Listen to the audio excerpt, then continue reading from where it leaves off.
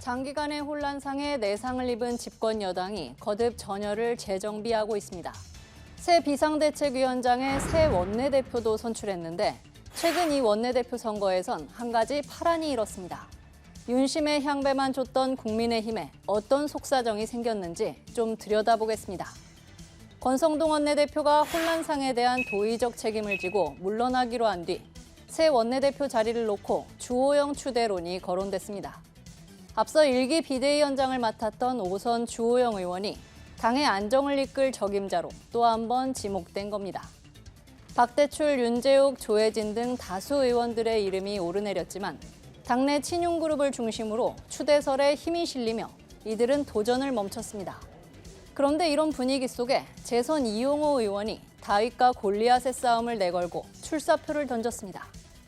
요즘에 초등학교 반장 선거도 선생님 우중 따라서 가지 않습니다.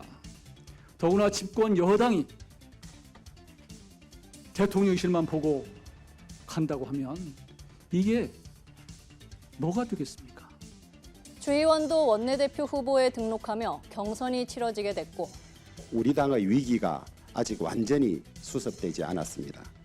이러한 우리 당의 상황에서 저 역할이 필요하니 피하지 말아달라는 요청을 여러 차례 받았습니다. 대다수는 주 의원의 압도적 승리를 점쳤습니다. 하지만 결과는 6대4. 이 의원은 총 106표 중 42표를 가져가며 유의미한 성적을 거뒀습니다. 이용호 의원이 받아간 42표의 의미는 결코 작지 않습니다.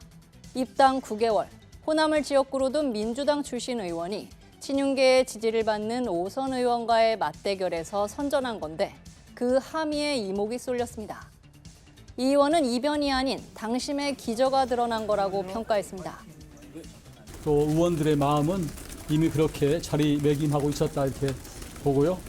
저는 오늘 원내대표 경선이 우리 국민의힘에 정말 새로운 희망을 만들어줬다. 당 안팎에선 다양한 관측이 나왔습니다. 우선 윤심만 바라보며 한 목소리를 강조해온 당 주류에 대한 의구심이 제기됐다는 분석입니다.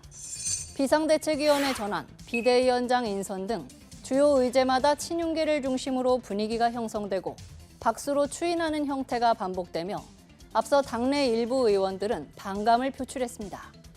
민주적 정당성이 제대로 지켜지지 않는다는 우려도 고개를 들었습니다.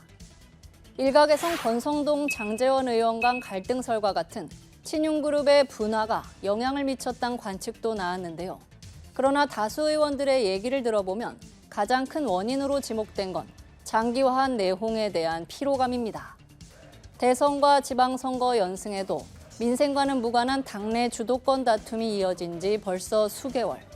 이준석 전 대표에 대한 당 윤리위원회의 중징계 결정 후 이 전 대표와 친윤그룹 간 갈등이 수면 위로 떠올랐고 국민의힘의 지지율은 하락세에 접어들었습니다. 정치적 해법의 실마리는 여전히 보이지 않는 가운데 당의 명운이 사법부에 맡겨진 상황. 처분적인 어떤 당원 개정이기 때문에 저는 법원에서 이것은 큰 고민 없이 판단할 수 있을 것이라 생각합니다. 당장 오는 28일에도 이 전 대표가 낸 추가 가처분 신문 결과에 따라 정진석 비대위의 순항 여부가 결정됩니다. 저희는 일단 법원의 판단에 맡길 수밖에 없는 거고 다른 방도가 없죠. 끝모르는 정쟁의 수렁 속에 당의 방향성에 대한 위기감과 변화에 대한 욕구가 함께 작동하고 있다는 분석입니다. 차기 당권 구도도 술렁이고 있습니다. 김기현, 안철수 두 의원의 양자 대결 구도에서 나아가 원내대표 경선을 계기로 다층 전선이 펼쳐질 가능성도 나옵니다. 나경원, 유승민, 윤상현, 조경태 등 다양한 전현직 의원들이 자천타천 당권 도전을 저울질하고 있는 것으로 알려졌는데요. 원내대표 경선을 계기로 윤심 일변도의 당내 분위기에 변화의 기류가 확인되며 다양한 목소리가 분출될 수 있다는 관측입니다. 김기현, 안철수 의원도 윤심에만 호소하기보다 전략을 다변화하는 모양새입니다. 당내 토론 모임에서 시작해 최근엔 전국 단위로 보폭을 넓혀 지역순회 간담회 등을 진행 중인데요. 안 의원은 중도 정치, 김 의원은 대야 대응으로 각각 차별화한 역량을 부각하고 있습니다. 우리 당을 개혁적인 중도 보수 정당으로 변화시키는 것입니다.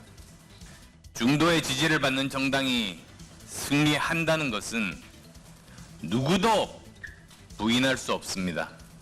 이상직 전 의원의 경우에는 문재인 대통령의 사유의 취업과 관련돼 있는 여러 가지 의혹들이 제기되어 있기 때문에 뒷배에 대한 철저한 수사가 필요하고, 한편에선 지난 전당대회처럼 포스트 이준석이 등판할 가능성도 나옵니다.